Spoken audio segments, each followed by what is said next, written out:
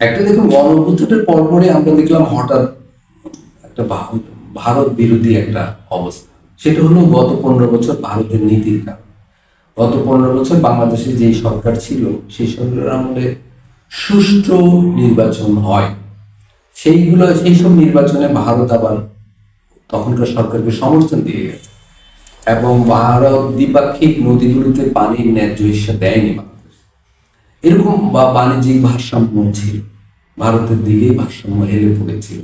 এরকম এই কারণগুলোর কারণেই গত 15 বছর বাংলাদেশের জনগণের মাঝে একটা ভারত বিরোধিতা, ভারতের প্রতি অসন্তোষ এগুলো ছিল। তো গণ অভ্যুত্থানের পর সেটার প্রকাশও ঘটেছে, কিন্তু সেটার প্রকাশ হিসাবে পেন্ডুলামের মতো আরেকটা দিক আমরা দেখেছি যে কিছু মানুষ পাকিস্তানের সাথে ঘনিষ্ঠ হওয়ার জন্য সরকারকে প্রভাবিত করার চেষ্টা করেছে। কিন্তু পাকিস্তান বাংলাদেশকে আসলে বিদেশ নীতির ক্ষেত্রে, অর্থনীতির ক্ষেত্রে কোনো মানে সহায়তা করতে পারবে বলে মনে হয় না। কারণ পাকিস্তান নিজেই নানা ধরনের অর্থনৈতিক সংকটে আছে, সামরিক সংকটে আছে। ফলে বাংলাদেশের জন্য এখন প্রথম বিবেচনা হলো বাংলাদেশ, তার চারদিকে আছে ভারত এবং মিয়ানমার। ভারতের সাথে কিরকম সম্পর্ক করবে, মিয়ানমারের সাথে সম্পর্ক। এই দু দেশের সাথে কিন্তু পরিস্থিতি আবার ভিন্ন। ভারতের সাথে কিন্তু আমাদের 50টারও বেশি নদীর পানির হিসাব আছে। এই পানি আমাদের পেতে হবে, আমাদের অর্থনীতির জন্য, আমাদের কৃষির জন্য এই পানির প্রয়োজন।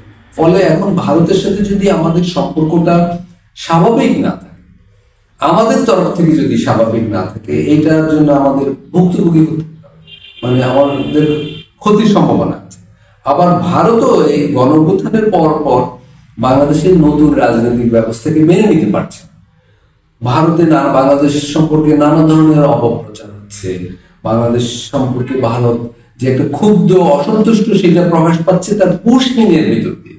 সীমান্ত এলাকায় ভারত গত প্রায় 1 মাস ধরে নানা ধরনের পুশকিন কর্মসূচি চালাচ্ছে, না মানুষকে ঢুকিয়ে দিচ্ছে।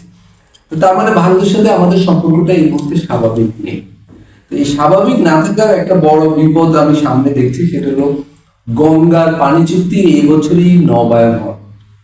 ভারত এটা যদি নবায়ন না করে, ইতিমধ্যে তিস্তাও আমাদের কোনো চুক্তি নেই, গঙ্গার পানি চুক্তি যদি নবায়ন না করে, তাহলে কিন্তু আমাদের রাষ্ট্রীয় অঞ্চলের জন্য বড় বিপদ আছে।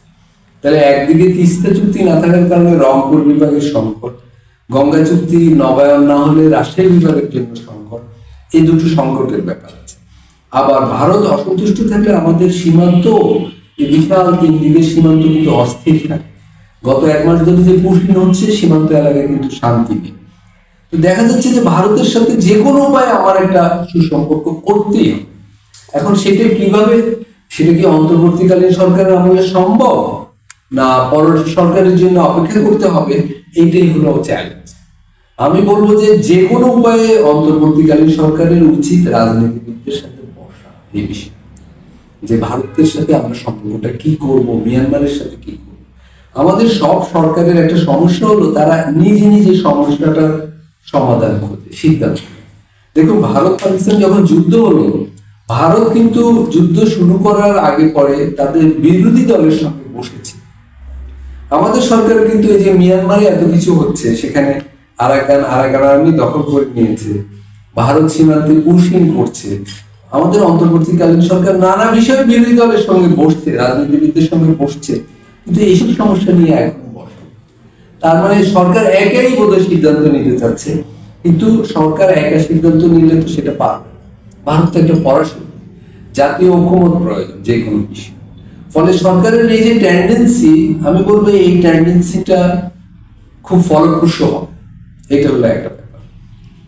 এখন তাহলে বিরোধী দল সাথে বসে প্রয়োজনে 1 দিন 2 দিন 7 দিন, যে যতদিন লাগে, একটা বসে এখনই ভারত প্রশ্নটা, মিয়ানমার প্রশ্নটা আমাদের ফয়সালা করা উচিত, বা একটা কনসেনসাস হওয়া উচিত। আরেকটা হলো যে বাংলাদেশ চীনকে তিস্তা নদীর খনন করে ওইখানে একটা প্রকল্প করতে দিচ্ছে, এতেও ভারতের ভিন্ন মত থাকতে পারে। এখন ভারতের ভিন্ন মত আমরা শুনবো কি শুনবো না, সেটা রাজনীতিবিদদের ডিসিশন, কিন্তু এই ধরনের ডিসিশন অত্যন্ত বড় সিদ্ধান্তের ব্যাপার, এবং সেটা সব রাজনীতিবিদ মিলে না নিলে এক সরকার একটা সিদ্ধান্ত নেয়, আরেক সরকার সেটা পাল্টে ফেলে। বিদেশ নীতির ক্ষেত্রে এই যে পেন্ডুলামের মতো একদিক থেকে আমরা একদিকে যাচ্ছি, এটা ক্ষতিকর।